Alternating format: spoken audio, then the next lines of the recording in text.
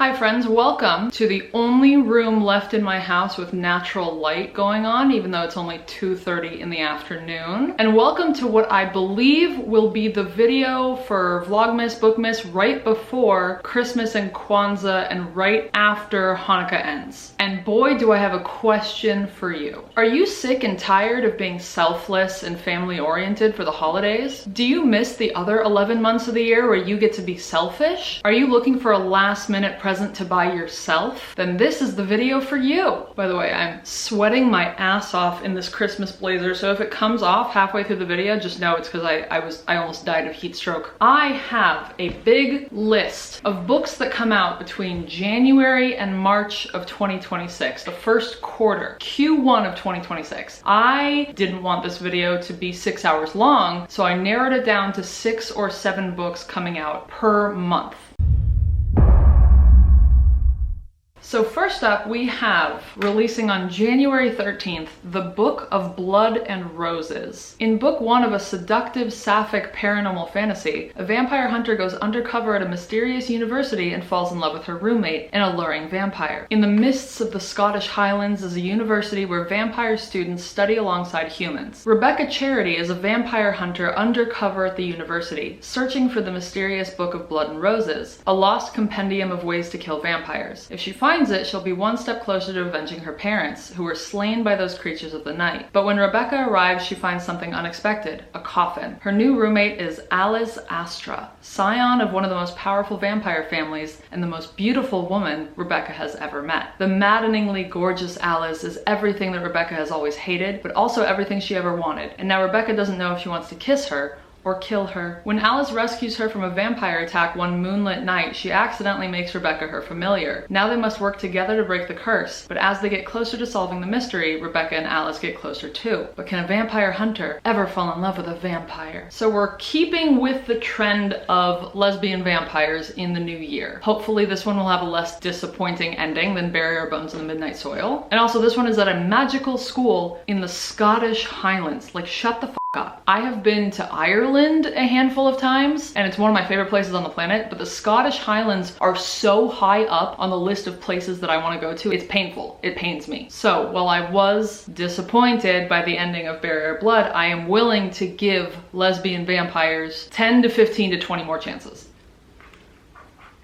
Then we have Detour by Jeff Rake and Rob Hart, which is a sci-fi book coming out on January 13th again. Ryan Crane wasn't looking for trouble, just a cup of coffee. But when this cop spots When this cop spots a gunman emerging from an unmarked van, he leaps into action and unknowingly saves John Ward, a billionaire with presidential aspirations, from an assassination attempt. Okay, a cop and a billionaire. I don't know how I'm feeling so far. As thanks for Ryan's quick thinking, Ward offers him the chance of a lifetime to join a group of lucky civilians chosen to accompany 3 veteran astronauts on the first manned mission to Saturn's moon, Titan. A devoted family man, Ryan is reluctant to leave on this 2-year expedition, yet with the encouragement of his loving wife and an exorbitant paycheck guaranteeing lifetime care for their disabled son, he crews up and ventures into a new frontier. But as the ship is circling Titan, it is rocked by an unexplained series of explosions. The crew works together to get back on course, and they return to Earth as heroes.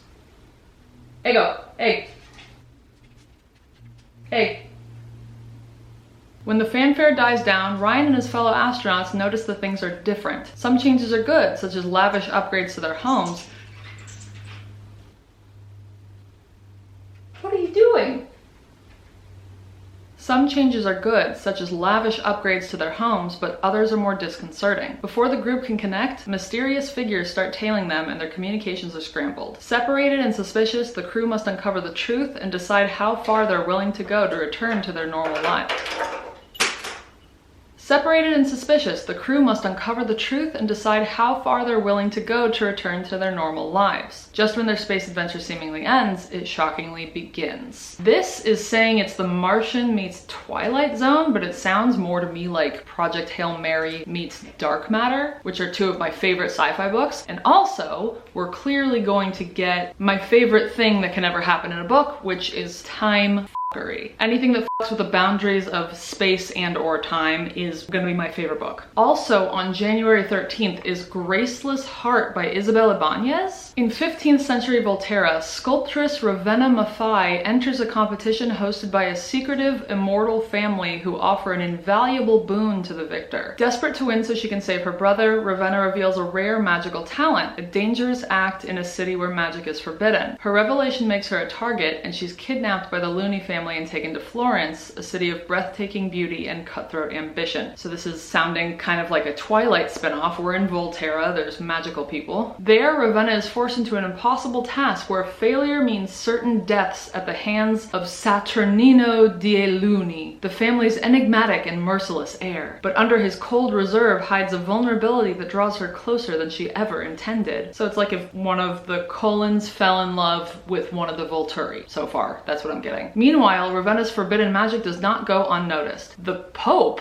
waging war against Florence, the Medici, and magic itself, has his own interest in her abilities, seeing her as a potential weapon in his ruthless campaign. Okay, left turn. As alliances shift and war brews on the horizon, Ravenna must navigate the treacherous line between survival and betrayal, between love and duty. I hope she falls in love with the Pope. With time running out and her every move watched, the choices she makes will determine the fate of not just her own life, but the fragile balance of magic and power that could unravel Florence itself. So I'm gonna believe that this is Twilight fan fiction, and it's also written by the same lady who wrote What the River Knows, which I loved. I gave that 5 stars, so I will be reading this, and I will let you know if this is in fact Twilight fan fiction. On January 20th, we have The Elsewhere Express by Samantha Soto Yambao. Her first book, Watermoon, didn't get the greatest reviews, but I still have hope for this one. You can't buy a ticket for The Elsewhere Express. Appearing only to those whose lives are adrift, it's a magical train carrying very rare and special cargo, a sense of purpose, peace, and belonging. Raya is one of those lost souls. She had dreamed of being a songwriter, but when her brother died, she gave up on her dream and started living his instead. One day on the subway, as her thoughts wander, she's swept off to the Elsewhere Express. There she meets Q, a handsome, charming artist who, like her, has lost his place in the world. Together they find a train full of wonders, from a boarding car that's also a meadow, to a dining car where passengers can picnic on lily pads, to a bar where jellyfish and whales swim through pink clouds. Treasure Planet mentioned. Understood. But they also discover that the train harbors secrets and danger. A mysterious stranger has stowed away and brought with him a dark, malignant magic that threatens to destroy the train. But in investigating the stowaway's identity, Raya also finds herself drawing closer to the ultimate question: what is her life's true purpose, and might Q be connected to it? In my ideal world, Q is QAnon. Q. That would be the most hilarious version of this book. This feels like it's gonna be a combination of Polar Express and Coup de Grace, which I hated. Loved Polar Express, hated Coup de Grace. So hopefully it'll be a mixture of those two, but not horrible. I'm also partial to train stories in general, because like Snowpiercer, this is one of my favorite movies of all time. So I'm holding on to hope. I didn't read Watermoon yet, and it's not high on my list of priorities anymore. I will prioritize Elsewhere Express over Watermoon.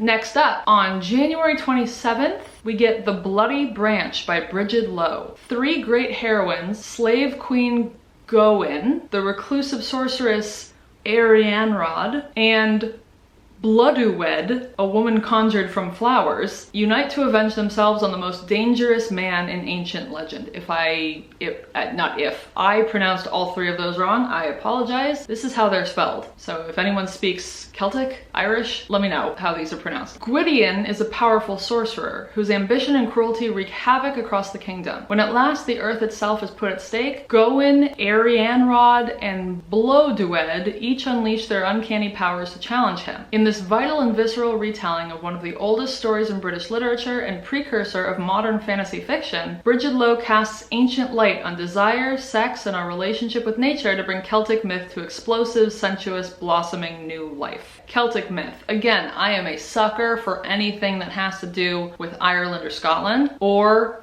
above all, Africa. Little side note, there aren't enough speculative fiction books set in Africa. If anyone has any good recommendations, please let me know. I'm begging you. The sixth and last book for January is called On Sundays She Picked Flowers by Yaya Schofield, which is another one on January 27th. A woman named Judith finally escapes her mother to the countryside of Georgia. There she makes a home for herself in a cottage given to her by a relatively kind innkeeper. And it's there she begins her Sunday routine. And it's there where she learns of the beings in the woods. And it's also there she meets Nemoira, the woman who changes her life in ways Judith never even thought of. This novel is the exploration of transformation, of metamorphosis, closure, retribution, nature, and healing. In this Southern Gothic tale, you will see Judith become undone, redone, and become You will see Judith become undone, redone, and become in incredible ways that is human and more than human. So this is labeled as a horror. I don't understand where the horror part comes in yet, but they're calling it Southern Gothic horror. I believe that this was indie published at first a few years ago, and I think it's getting a traditional publishing in 2026. And all of the reviews, so many of these reviews are saying, quote unquote, this is the best horror book I've ever read. So I'm ready. Oh, gay. Also gay. I think I forgot to mention. Also gay. Sapphic, horror, Southern Gothic, scary, folktale novel book.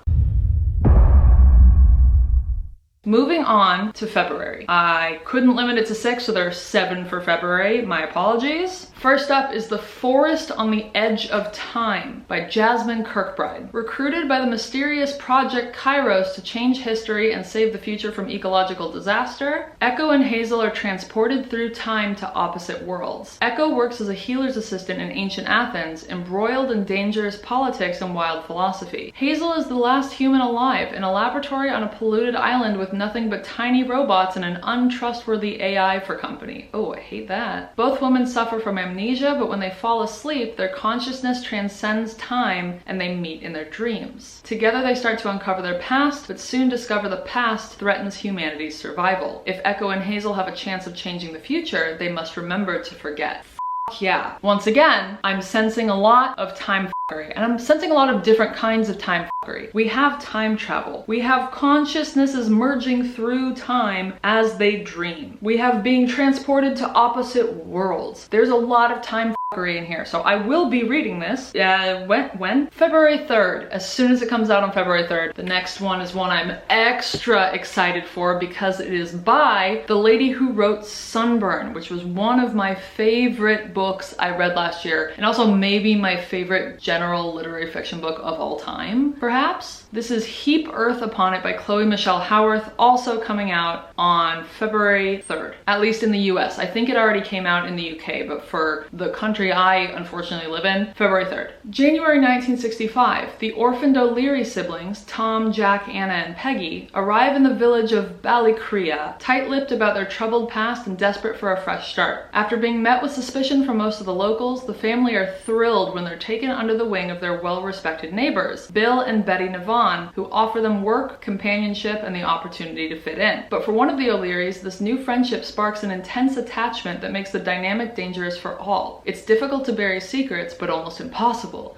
to bury feelings. Written by the woman who wrote Sunburn, and Sunburn is a book that is poetry to me. So, yeah, give me more Irish lesbians. I cannot fucking wait. It's getting darker, I'm so sorry. I'll try and fix it in post. I'll bump me up a little bit, but it is getting darker out, of course, because it's now 3 p.m. Next up is A Forest Darkly by A.G. Slatter, coming out on February 10th. Deep in the forest lives Merab the Witch, coping with loneliness in her own strange ways and quietly battling her demons. One evening, a young woman appears on her doorstep seeking shelter, pursued by godhounds who wish to destroy all those practicing magic, and Merab's solitary existence is disrupted as she teaches the girl how to control her powers. What's a godhound? I want a godhound. Together they forge a cure for their isolation with heartbreaking consequences. Meanwhile, in the local village, children begin to disappear, sometimes returning forever changed or not returning at all. Sinister offerings appear on Merab's doorstep, and a dark power pursues her through the trees. As the villagers turn hostile and the godhounds close in, Merab finds herself at the center center of a struggle to save the soul of the forest, the life of an old love, and her own new formed family. They're calling it a bewitching gothic tale. And I know it might not sound like it to some of you, but this to me sounds cozy. This is about as cozy as I will get. Next up is For Human Use by Sarah G. Pierce, also coming out on February 10th. Finding a human connection online has become impossible. Enter Live, a dating app that matches people with dead bodies. Somehow it has taken the world by storm. Millions of users are convinced that life with a corpse presents a better alternative to conventional relationships. Flailing against Liv's popularity, venture capital superstar Tom Williamson, whose company is funding Liv, isn't buying it. Mostly because dating an embalmed cadaver, let alone monetizing it, is obscene. Correct. Believing that Liv is the future, Auden White, the insufferable visionary behind the app, begins demanding more and more funding, quickly making enemies with Tom. It's no secret that Tom struggles with people, dead or alive, but when he has a chance meeting with the woman who knows Auden and his secrets best, Mara Reed, he realizes everything is about to change for all three of them. With Liv's user base growing by the day, the need for cadavers rapidly increases. Humanity might not want to connect with other living, breathing people anymore, but they do want to connect with something. What could go wrong?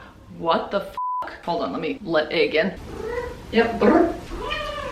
Okay, what the f*** did I just read? Oh no, don't fall. Sorry. Yeah, meow. A dating app that connects people with corpses. What the f***? I mean, I have to read it, don't I? Okay, you go up here.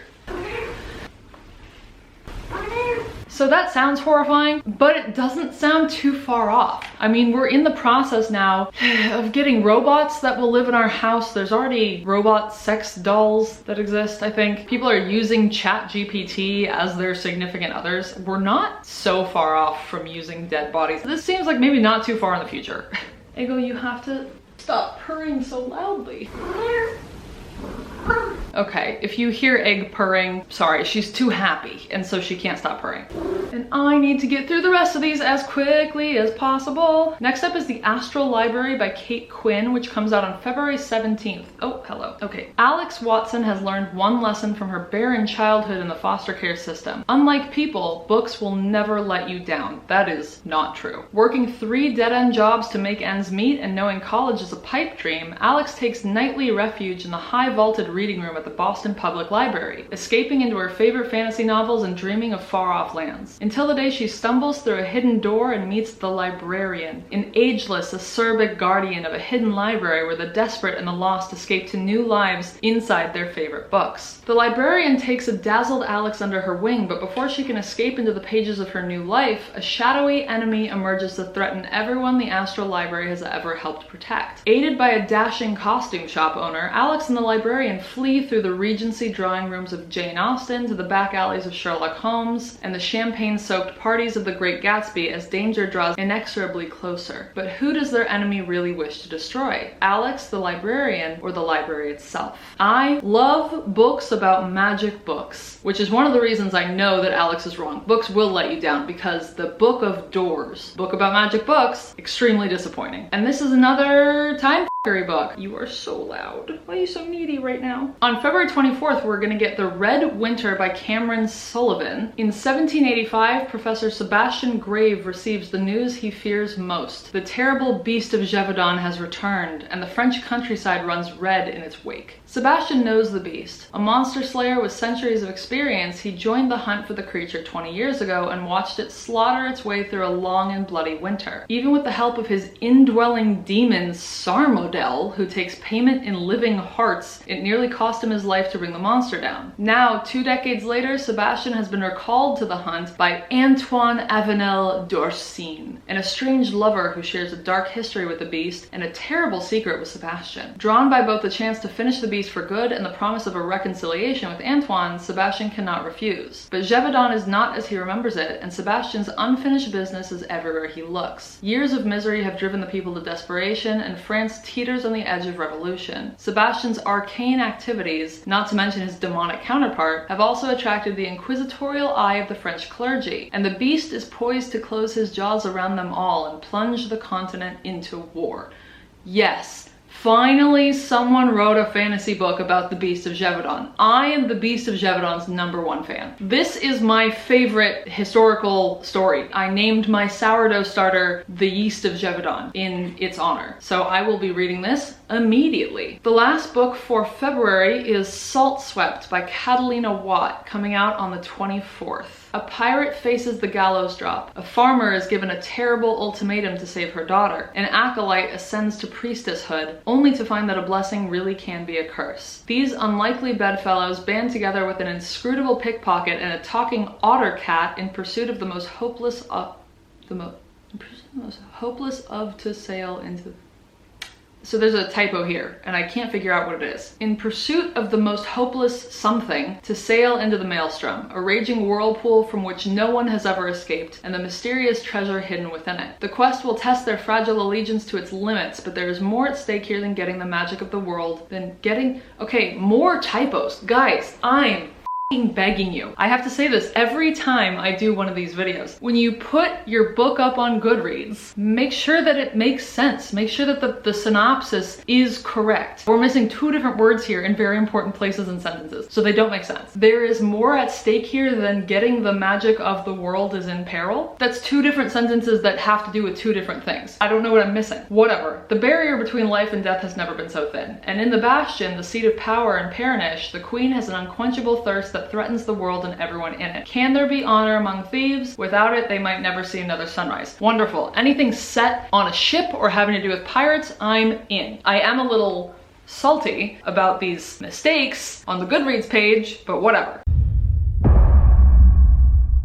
First up in March is Hell's Heart by Alexis Hall that comes out on March 10th.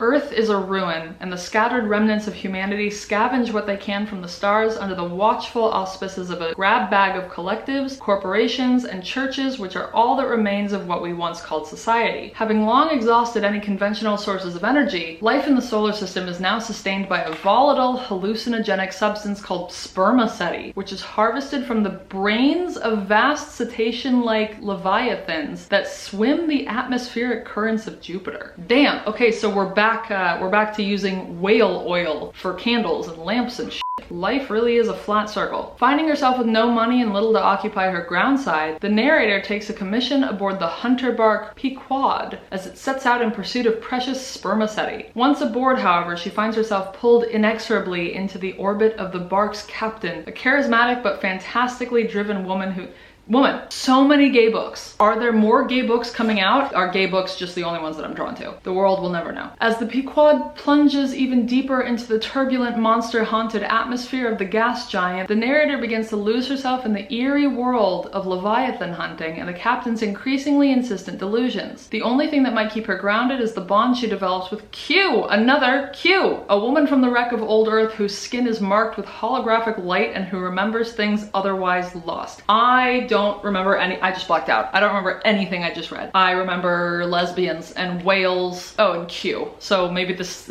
is gonna be another QAnon book. Okay, we can do this before the sun, oh my god, before the sun goes down anymore. We have 5 more left. On March 17th, are you ready for this? We get The Girl Who Made a Mouse from Her Grandfather's Whiskers by Kenneth Hunter Gordon. What a fucking mouthful that is. In a distant future, a little girl named Annie makes toy mice out of scraps and dust. Annie has never seen a real mouse, just as she's never seen the planet her family came from many generations ago. All she knows is her home, Set, an isolated village of human colonist descendants and their friendly helper robots. But then one day the Amau arrive in Set, plastic people with luminous eyes intent on taking young humans to the distant city of Harbor to be educated. It's not long before Annie is flown away to a place unlike any she's seen before. This is a novella, and I will read basically anything that's put in novella form, especially this one, because I just read that and I barely have any an idea of what it's about. On March 24th, we have Dig by J.H. Markert. The full title is Dig, a Thriller, but it's marketed as horror. The soil on Crow Island holds secrets and they're ready to be unearthed. 8 years ago, a boy took up an axe and slaughtered a dozen people. That odd, troubled boy, Jericho Dodd, has been dead and buried in his father's yard for years, but ever since that massacre, Crow Island has been a dark and unsettling place. When Jericho's father begins digging up the past he buried, a compulsion to dig sweeps over the island and soon everyone else is obsessively churning up dirt, desperate to uncover buried secrets. The compulsion leads to violence, and as neighbors turn against each other, the island's famous Tupelo honey, harvested from trees deep in a swamp, changes too. As dread and paranoia seep up from the ground, it becomes clear that the island itself needs something from its residents before it digs itself apart for good. Be careful what you unearth from the dirt before this surreal horror novel can worm its way into you too. Easily the best horror book I've read all year, the scariest book that will ever be written about honey. People are loving it so far. Also on March 24th, we have Wolfworm by T. Kingfisher. The year is 1899 and Sonia Wilson is a scientific illustrator without work, prospects, or hope. When the reclusive Dr. Halder offers her a position illustrating his vast collection of insects, Sonia jumps at the chance to move to his North Carolina manor house and puts her talents to good use. But soon enough she finds that there are darker things at work than the Carolina woods. What happened to her predecessor, Halder's wife? Why are the animals acting so strangely? And what is behind the peculiar local whispers about blood thieves? With the aid of the housekeeper and a local healer, Sonia discovers that Halder's entomological studies have taken him down a dark road full of parasitic maggots that burrow into human flesh.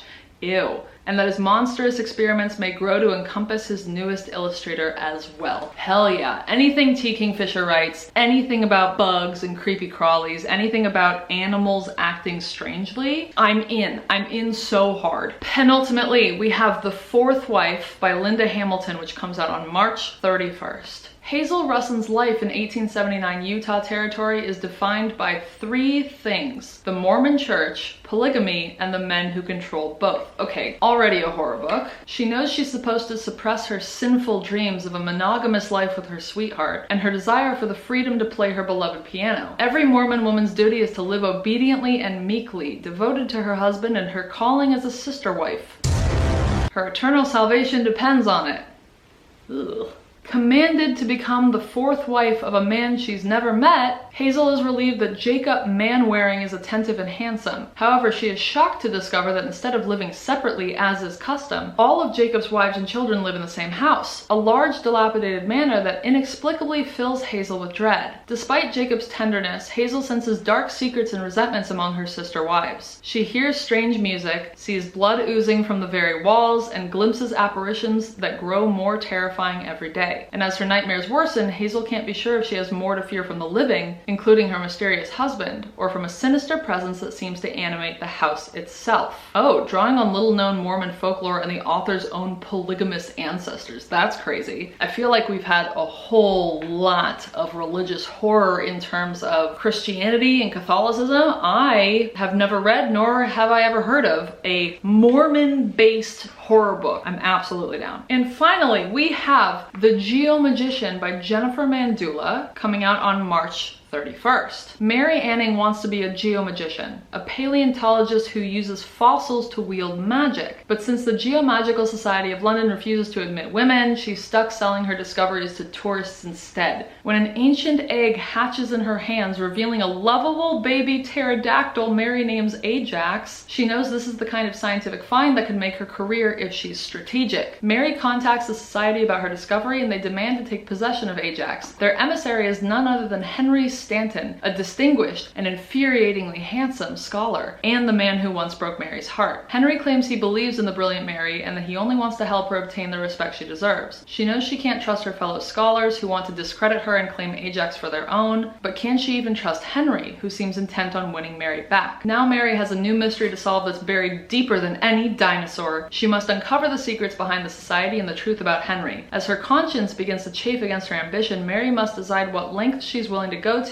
finally belong and what her heart really wants. I have not read, what is it? Wait, oh no.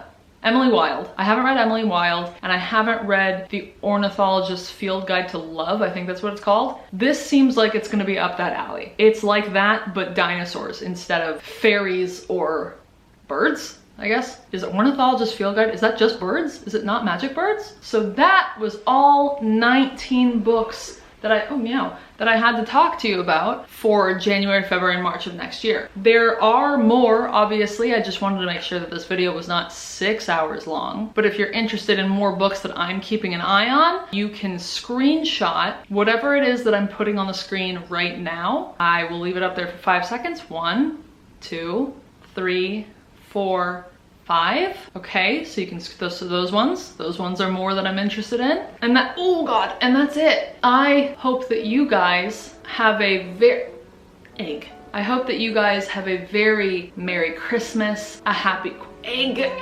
I know it's hurting me. Okay.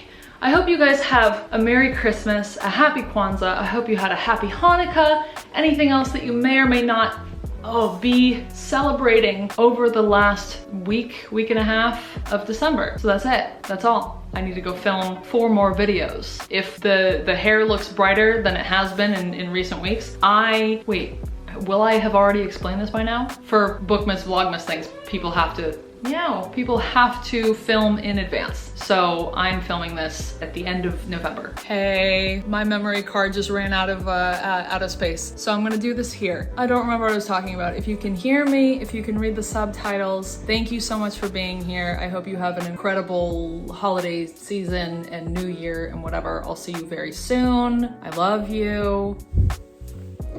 Egg loves you. Bye. And brought with him a dark malignant magic. Dark malignant magic. A dark malignant magic that's threatens it. Hazel is the last human alive in a laboratory. A laboratory? Oh, I'm so fancy. Sparks an intense this new friendship sparks. But in investigating the stowaway's identity, what is wrong with me today? Can you hear the neighbors weed whacking their lawn? Egg? Mara Reed.